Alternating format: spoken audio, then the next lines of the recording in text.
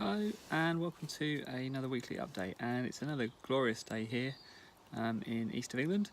I don't know if you there's another video update series, video vlogs done by Troy Hunt, fellow MVP in the security arena, and he always goes on about how his weather is better than everyone else's and his scenery is more beautiful than everyone else's. Well, you know, Troy, you should come to the UK. It's right now it's beautiful, it's lovely and sunny, it's lovely and warm, and you know, we have the royal wedding as well. It's literally happened a couple of hours ago. Saw it all on the TV.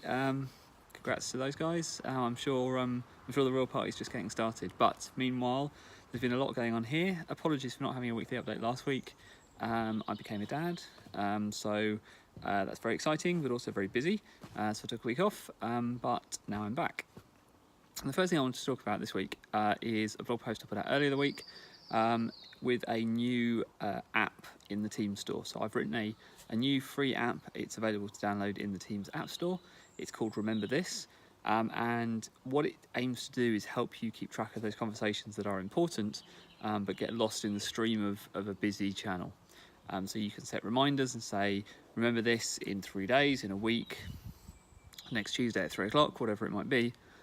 Remember This will almost like start a timer in the background, and when that time is up, it will ping you or ping that conversation, bringing it back to the top of the channel, putting it in your activity feed. So I built it kind of in response to how we found we use Teams. The more you use Teams and the busier it gets, the more you'll see this as a problem, where you have these important but slow moving conversations, but you then have these less important but faster moving conversations that kind of, they take over the fold, if you like, the bit of the scrollable content that you see within a channel. And it's very easy for channels, for conversations that are important, to get lost if there's not constant activity happening on them.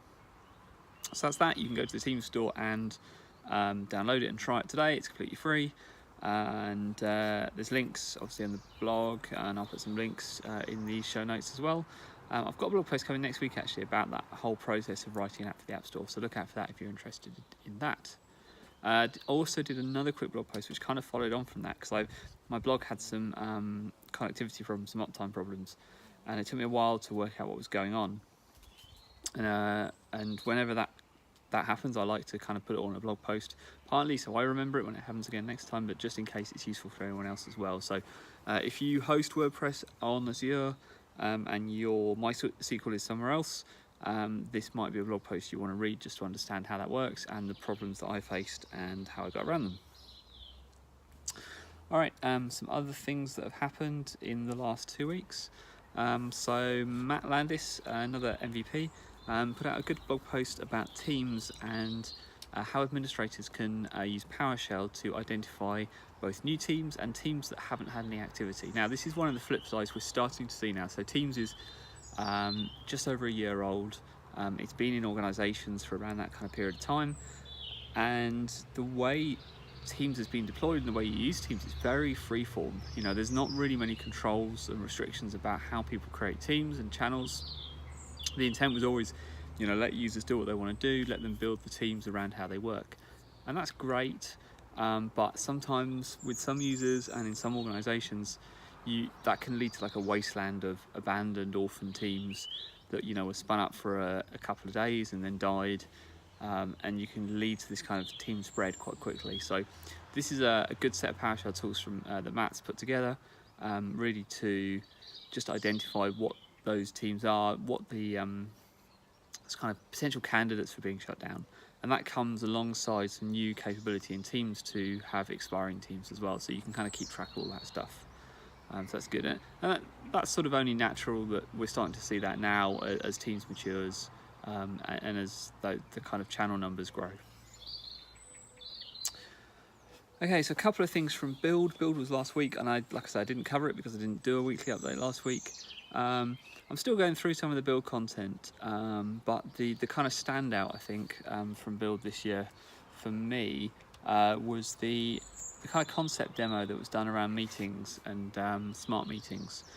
If you haven't seen that, I think it's definitely worth a watch. It's kind of a prototype of how you could do conferencing in the future. So all the devices talking to each other, smart rooms that understand what you're saying, you know, Cortana in that, but also drawing on information from Graph and Office 365 to identify people and who they are and how they fit in that meeting space. Some real-time transcription and translation. In isolation, these are all things I think you can do today. Putting them all together is always harder than you think it's going to be. I don't know whether Microsoft have a big plan to pull this stuff together, or whether they're going to wait for companies to do it, or whether it's just concept and Microsoft and/or companies will pull small parts of that together.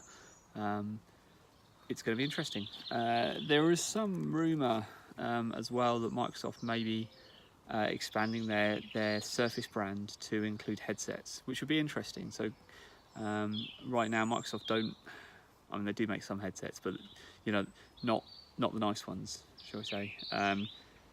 If you headset all day long, if you do conference calls all day long, if you're a road warrior, or you work from home and you're on the phone all day, yes, you can buy a Microsoft USB headset, but all the nicer ones, the Bluetooth ones, the noise cancelling ones, they all tend to be from third parties. So it will be interesting. I'm not quite sure what the differential would be if Microsoft did decide to build their own.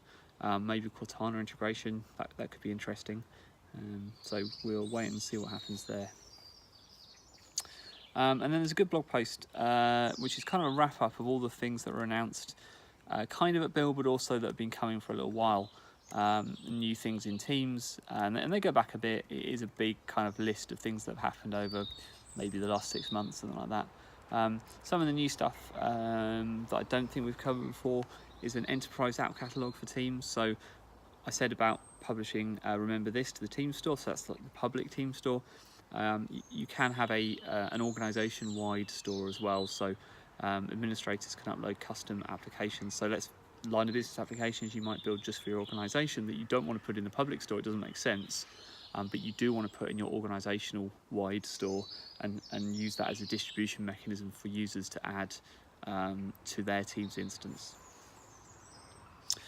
So that's interesting, but that whole blog post is worth a read actually, because it's always good to kind of go through and just remind yourself about all the stuff that's new.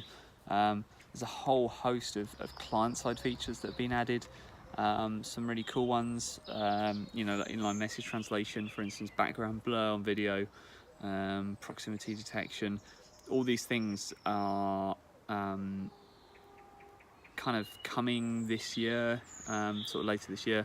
Cloud recording's the other one coming later this year as well. So it's a good roundup of where we're at, what we can expect to see, the milestones that have been reached recently, and some new capabilities. So that whole blog post is worth a kind of skim through just to understand, because Teams is moving quickly. New features are being added literally every month.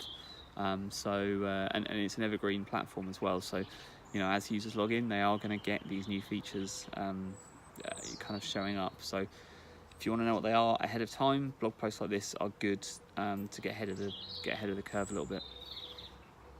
All right, I think that's everything I wanted to talk about. I'm off to enjoy the rest of this lovely day. Maybe do some work in the garden, but I hope you have a lovely weekend, and I will speak to you again next week.